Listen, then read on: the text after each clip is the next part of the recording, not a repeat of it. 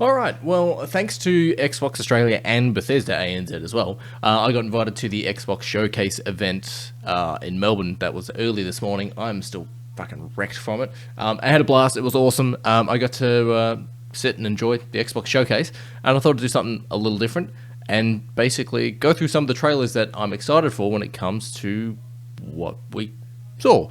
Something a little different. For those of you who aren't interested in this sort of stuff, don't worry. There is still the Quarry review coming, and there's some more previews coming like that as well. And of course, there's always more games that I'm reviewing. But I thought I'd do something a little different. Basically going through the trailers for, well, games that I saw at the showcase event, and basically my initial reactions, what the crowd or the room's atmosphere was like for those games. So yeah, let's go through some of the stuff.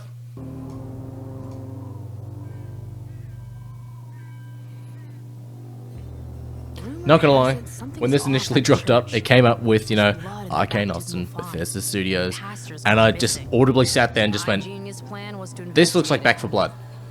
Like, the gameplay, you know, sitting there at first and like, the graphics, the world seems a bit Back 4 Bloody. I saw the shotgun on the screen and went, that looks like the shotgun from Back 4 Blood. Like, it looks like that character model, that styling. But of course, it's Redfall. It's the vampire game coming from Arcane Studios, the guys who did Deathloop and Dishonored. Personally, both of those games, Dishonored and Deathloop, weren't necessarily my jam. I think it was just the world, the universe, the characters, all that sort of stuff. However, first-person shooter where you can play with up to, you know, you and 3 friends cooperatively against vampires. Really cool idea. I also think sort of having the thing of the vampires have blocked out the sun and they've drained, you know, water out of the bay. And I'm like, cool. I actually kind of like that. Yeah, I'm definitely going to be taking a look at this. I think it's fucking great if it's going to be Xbox and PC sort of crossplay. I've got friends that only have Xbox. I have friends that only have PC. And this looks like a pretty fun game. Yeah, vampires. I was like, yeah, alright, I'll give it a crack. I generally like vampires. And there's blood. The art style looks kind of cool. It is probably the same art style as Deathloop and Dishonored. But yeah, cool. I'm definitely going to check out Redfall. Won't lie, when I first saw this, before we saw the talking gun hand for High in Life, I for some reason thought it was going to be something related to destroy humans. I don't know why. My brain gets fucking weird. Yeah, this looks funny. Looks like it could be just casual, random, stupid fun. But the crowd was going insane for guns that talk.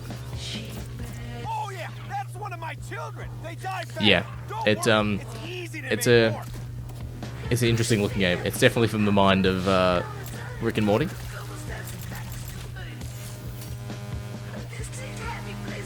But there was one moment in the trailer where everyone just went fucking nuts, and yeah, it's the fucking knife, man.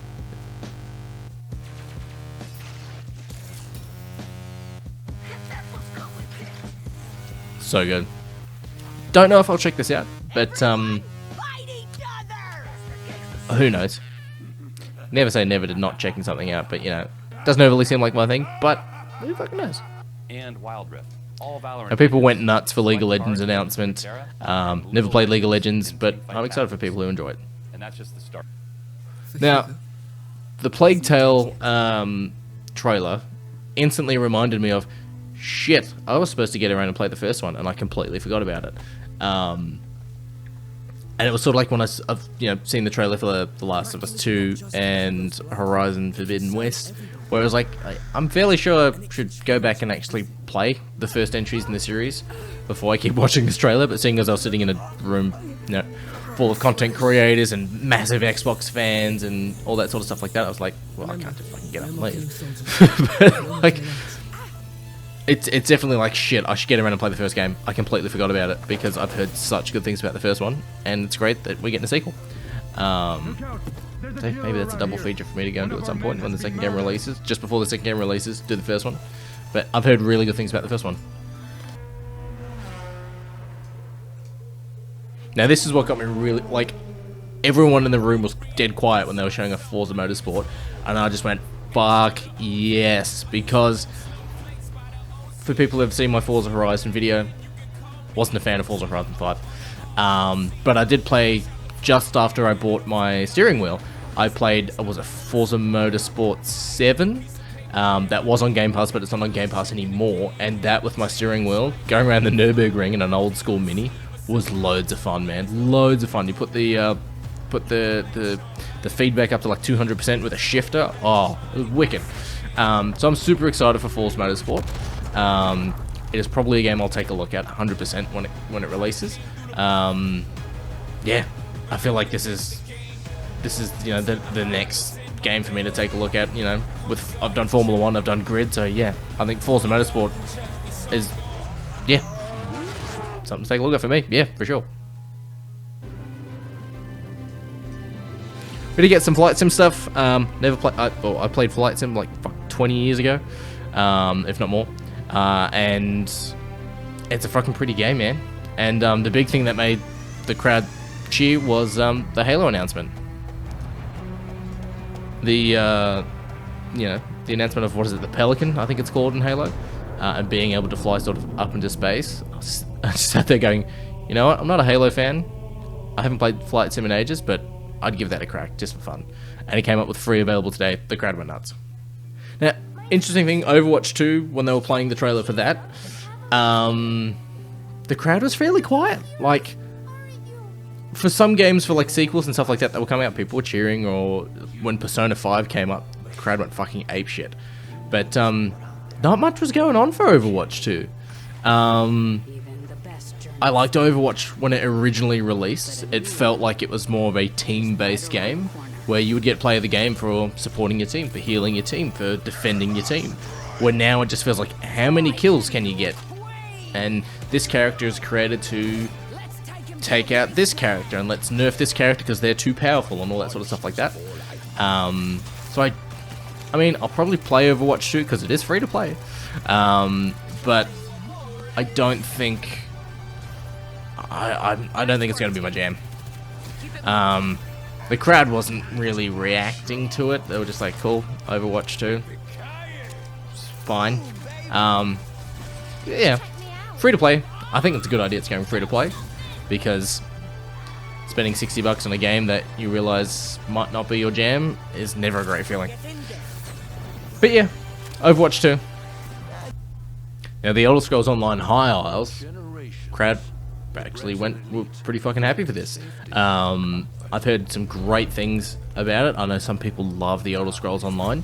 Bethesda thankfully, did say, hey, do you want to play the Elder Scrolls last year? I put about 3 or 4 solid days of Elder Scrolls in, just trying to wrap my head around with how to play the game and what am I doing, all that sort of stuff like that. I definitely feel like this is a game to be played with friends, or making friends online and playing with a crew or a guild or whatnot like that. But yeah, it's people are excited for this game, and excitement rubs off you, especially when you're sitting in a room with a heap of fucking people who love video games. So yeah, from that we got some Fallout 76 stuff with the pit. Again, the room was kind of quiet. Like, I think people were more expecting a new Fallout game announcement, perhaps. I don't know why. But yeah, Fallout 76 apparently has done a real Princess Diaries. It's gone from mediocre release, to say the least, to people actually quite enjoy it now. So that's awesome. And it's always good when games, keep getting supported after launch. Imagine if Avengers got like this, started at the bottom and now we're here on a game that people love. Forza Horizon 5 for the Hot Wheels. People were cheering. I am not a fan of Horizon. It's great with a controller, don't get me wrong. Playing with a controller is fun. Playing with a steering wheel is not. But look, there's definitely fun to be had here with this game. Yeah. So there we go. The crowd was going nuts right there. And it was one of those things of like, the crowd's going nuts, they're happy, or like people are like excited, and I'm just sitting there going like, man, look at how fucking like stoked these people are. That's fucking kind of cool. Vin Diesel riding on a T-Rex. I went to the bathroom and came back, and Jay from Survivor just went, "You missed Vin Diesel on a T-Rex." And I went, Fast and Furious? Like, they're making Fast and Furious games in Jurassic Park times, and this is probably the closest you're going to get. Arc 2. Scorn, we've finally seen some more stuff for Scorn. Multiple things, it's very gory. It's very H.R. Geiger inspired. And finally, most likely we'll probably get banned or censored of some kind in Australia. It just looks real full on. But it also looks real full on from a Geiger inspired design space. Yeah, we're finally seeing some more stuff. We finally got a release date for it. It's coming out October, so it's pretty cool.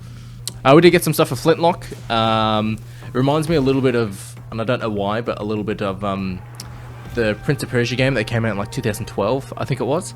At least that's the vibes that I got from it. Or Recall, that was that Xbox One, yeah, Xbox One game that came out like 2014, 2015, around that, maybe 2017, yeah, I don't know, but it came out around that period, and I was just getting those vibes from it.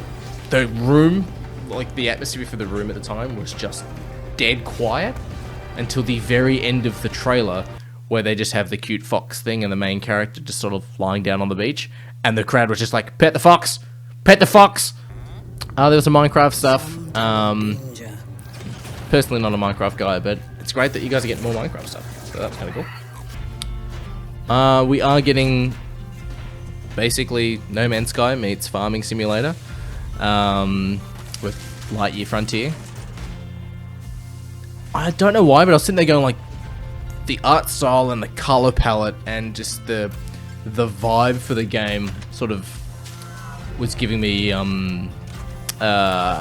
Spore, that, you know, that game Spore that EA did in like 2006, 2007. That's just the vibe I get from it. But yeah, got some Gunfire Reborn stuff. Gunfire Reborn's been on PC on Steam for a wee bit. It's fun. It's very hard.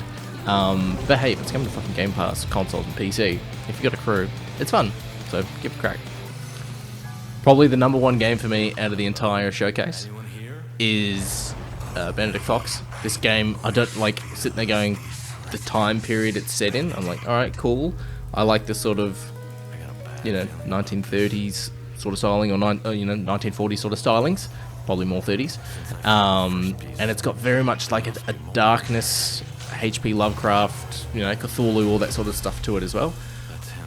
Obviously, I'm not a big indie sort of gamer, but watching the gameplay for this, I'm sitting there going, dude, I want to play this. Like, I want to play this more than obviously Forza Horizon 5, but I'm just sitting there going like, this is my game of the showcase. Know nothing of it.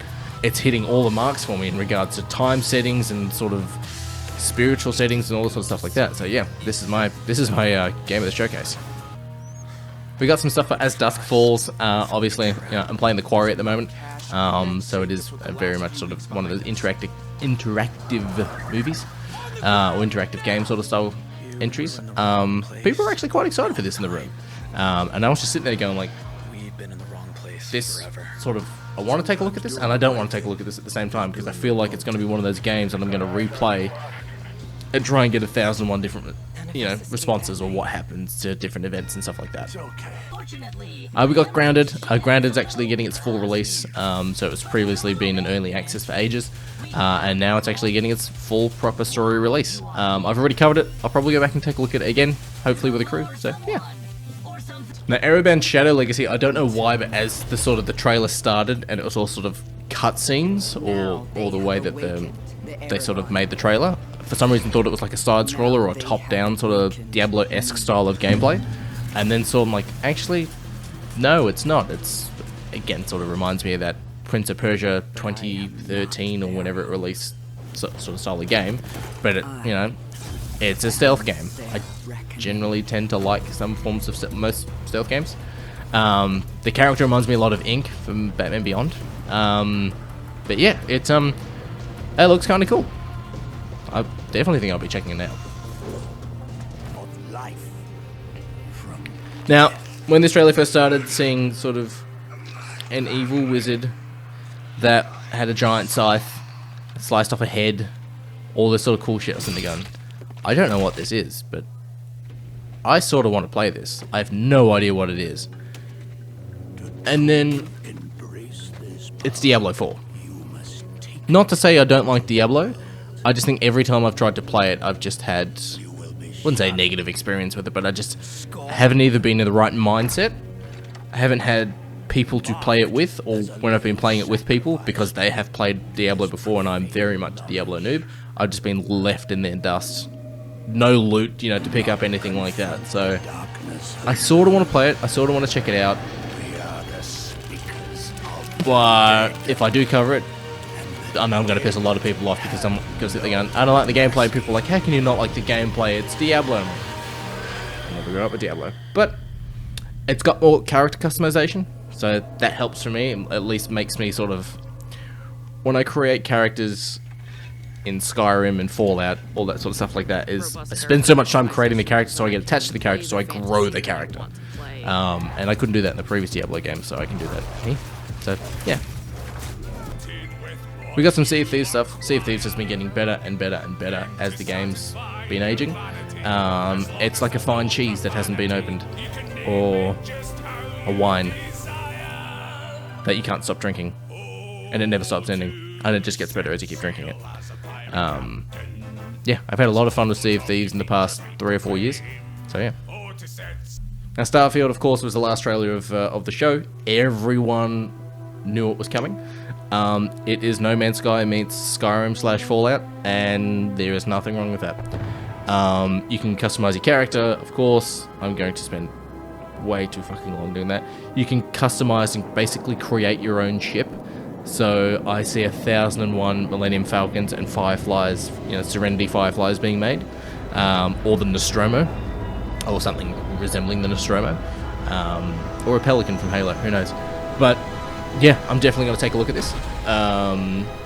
It was the big game. Like, as soon as it was like, yeah, there's going to be Starfield at the end of the showcase, the room was just dead quiet for 15 minutes. They showed Starfield, and then yeah, people just fucking lost it, man.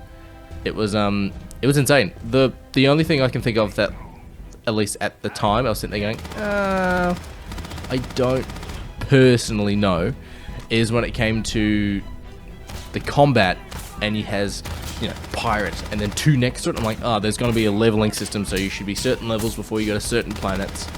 And just when playing those games, like say, like Assassin's Creed Origins, like I think I only played like an hour or 2 of that, because it's one of those things of like, you need a level 6 bow to take this guy out. But I'm like, hang on, this is just a politician or whatever. They're not wearing a helmet. I shot them in the head with a bow and arrow. They should be dead.